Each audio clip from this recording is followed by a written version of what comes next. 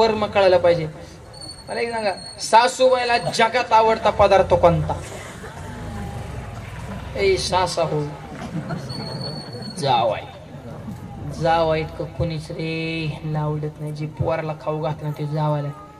एक जाव बाबा गेलं सासरवाडीला, सासरवाडीला गेलं आणि सासूबाईने पोरला विचारलं, होय ग ठके, जावाय बापूला नेमकं खायला काय आवडतं? ठकी म्हणली, आई तू काही कर, ही जात खपाखप हाणणार. त्यांना सोमवार नाही, गुरुवार नाही, चतुर्थी नाही, एकादश नाही, हे देवीचं बघते, तू काही करते. म्हणजे कृष्ण नको बोलू, सांग काय करायचं. म्हणजे काय करायचं, खीर कर, खवा कर का. खीर ठरलं, खीर करायचं ठरलं. खिराला जेव्हा काय दूध आणलं, दूध घोटायला सुरुवात केली. पण दिवस पावसाळ्याचं सरपान ओलं झालं होतं, जाळ काय नीट लागाना, दुराचं प्रमाण वाढलं आणि सासूबाईच्या नाकातला माल काय दमच काढेना. खाली वाकून दूध गोटायला सुरुवात केली का नाकातला माल ईदभर लोंबायचा. माल खाली आल्या की हाते अशा नाकातल्या मला गेर टाकला की हाते गेर काढायचे, त्याने टाकला की गेर काढायचे. पण एक पर्वकाळ असा साधला हा पर्वकाळ. नाकातला माल दुधात, नाकातला माल दुधात पडायला आणि जावायच नजर हिकडायला. दृष्टी पडता ब्रह्मगिरी. मग जाव बापाने मनात ठरलं, बस आज व्रत केले नाही एकादशी, आता नाही रे जेवायचं. मला जीव गेला तरी चालेल पण खात नसतो म्हणलं. ह्या घरात वसाय पाठ या काय पाठ होतं त्यांचा गामगामाट बघत बसली.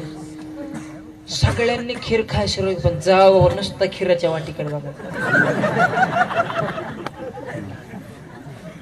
सासऱ्याला वाटलं हुंड्याचा 2 लाख राहिल्यामुळे रुसले काही नाही. मिशे पिळले तर चाललं. पाहुणं गावाकडं कोणाकडं नाही एवढा, आपल्याकडे ऊस आहे. ऊस गेला ना, ऊसाचं पैसे आलं, तुमचा हुंडा मिटला, खीर खावा. मला तुझ्या ऊसाला आग लाव, मला तुझा हुंडा नगन, पैसे नग, खीर नको वा. म्हातारं म्हणलं काय एवढं तापले गाडी. म्हातारं तर गेलं बाहेर निघून. मी आहून आला पुढे, दाजी तुमचा बटनाचा मोबाईल मला द्या, माझा एप्पलचा तुम्हाला घ्या. ह्यो म्हणला आपल्या दोघांच चुलीत टाक. मला व्हॉट्सअप नगन, फेसबुक नग, खीर नग. म्हणले काय झालंय दाजीला. मग पुढे आली मेहुणी, दाजी दाजी.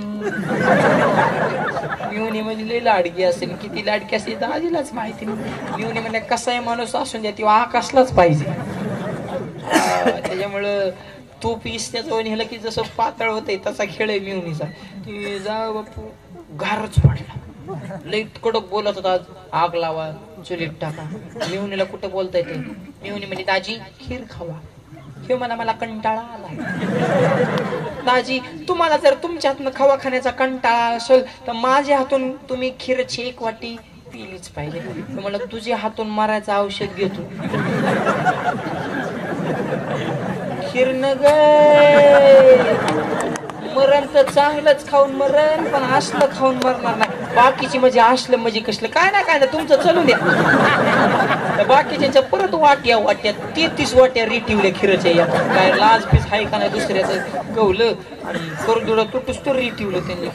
काय माहिती खिरत काय.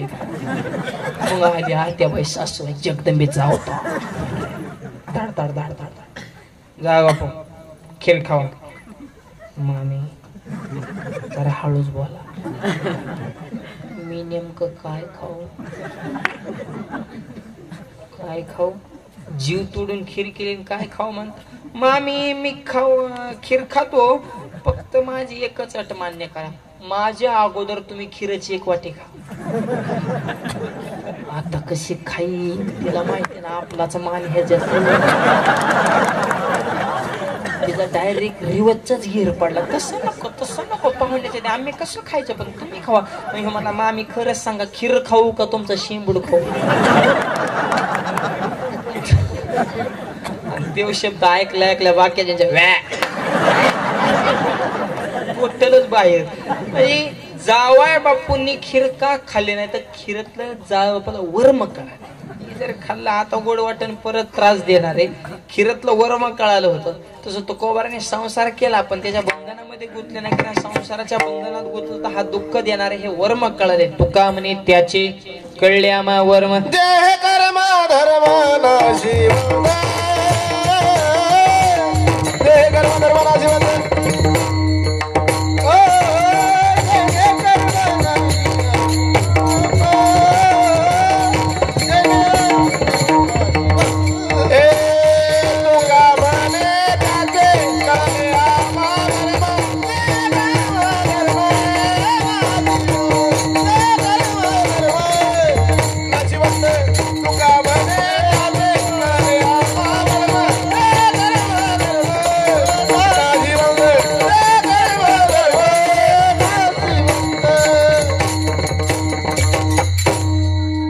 म्हणे त्याचे कळले आम्हा वर्म वर्म कळायला पाहिजे असावा तो धर्म मग सावो जाते वर्म वर्माला किंमत आहे म्हणून शेवटचं वाक्य सांगतो इथं बामन काका आहेत का कोण माझं काकाला नेहमी सांगणे लग्न जमायच्या टायमिंगला मुलाची मुलीची पत्रिका नाही जुळली तरी चालेल पण सासूची सुनाची पत्रिका जुळते का आधी बाबा खरं ह्यांच्या नाड्या दोष बिचाऱ्या पोराचं काही नसतं रे ते कसलं असून द्या समजूनच घेत त्याचं लय हाल होतात ते आईकडे गेले की आई सारखं बोलत बायकोकडे गेलं की बायको सारखं बोलत दोन्ही संघ आले की घरातूनच निघून जात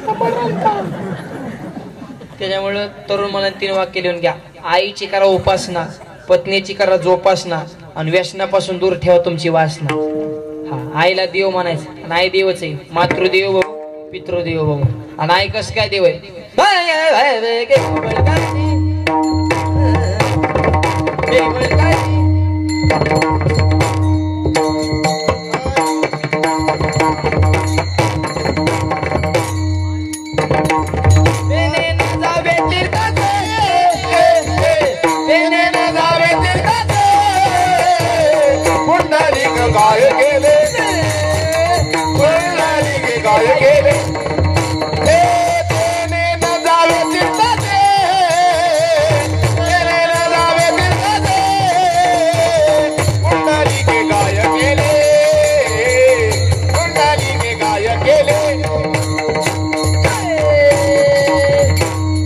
आई वडील देव आहेत त्यांची सेवा करा तुकोबरे म्हणतात तुका म्हणे माई बापे अवघी देवाचीच स्वरूपे आई वडील कसे देव आहेत कष्ट करोनी काम गाळू कष्ट करोनी काम गाळोनी बिला मासी आता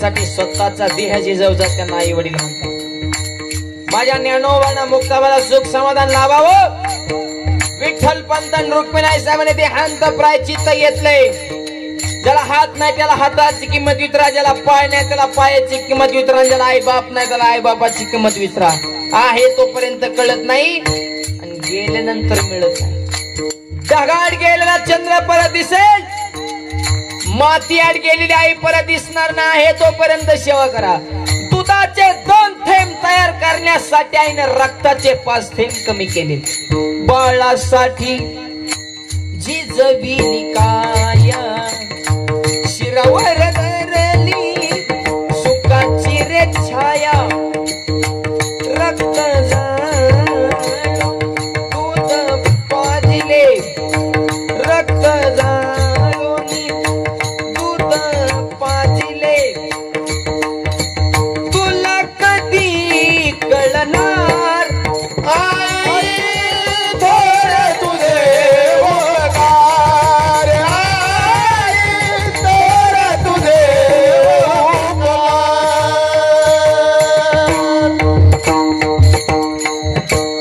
सारखे उपकार नाहीत चालतं बोलतं देव त्यांची सेवा करा छत्रपती शिवाजी महाराज अगोदर दर्शन जिजामातेचं घेत होते 2 नंबरला जगदंबा मातेचं 3 नंबरला महादेवाचं 4 नंबरला तुकोबाऱ्यांचं आणि मग स्वारीवर जात होते पण सुरुवात जलमाता आई राष्ट्रमाता राजमाता जिजाऊ म्हणून आई वडिलाची सेवा करा त्यांची जयंती करतोय त्यांचे विचार आपल्या जीवनामध्ये जपा आणि शेवटचं वाक्य सांगतो महिला मंडळ तुमच्या पाया पडतो पोरीला स्वयंपाक शिकवा